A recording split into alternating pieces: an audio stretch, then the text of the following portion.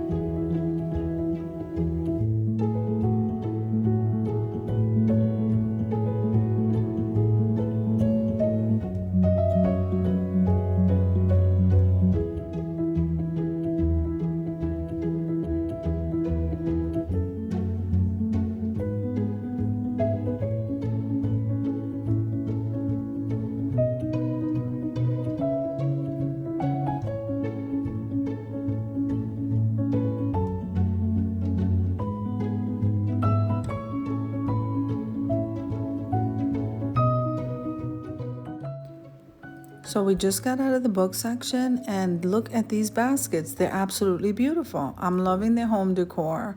And so let's just continue looking. I hope you're enjoying the video. If you did, click like, share, and comment. Subscribe to the channel, and don't forget to hit that notification bell so that you can get notified every single time I upload a video. I'll see you in the next one.